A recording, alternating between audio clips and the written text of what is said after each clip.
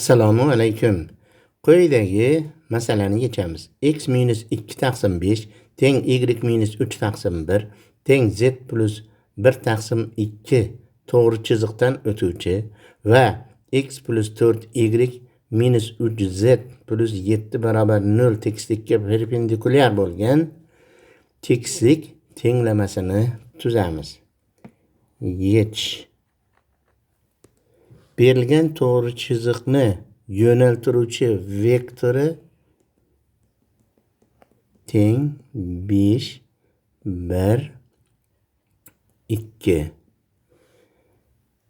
Berilgan tekislikni normal vektori esa n barobar 1 4 minus 3 dan iborat. İzlenayotgan tekislik tenglamasini normal vektori agar uni n1 deb yozadigan bo'lsak, bu a vektor va n vektorlarni vektorial ko'paytmasdan iborat bo'ladi. Ya'ni bu teng i j k vektorlar 5 1 2 1 4 minus 3. Bu vektorning koordinatasi demek teng 1 ikinci tartibli determinant 1 4 2 minus 3 2 minus 3 5 1 ve 5 1 1 4. Bu teng bo'ladi minus 11 17 19. Endi to'g'ri chiziqqa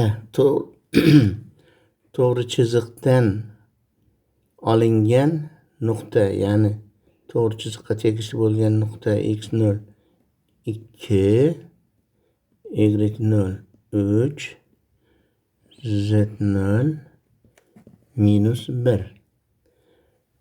Bu nuqtadan tekislik izlanayotgan tekislik ham o'tadi. Shuning uchun minus 11 x minus 2 plus 17 y minus 3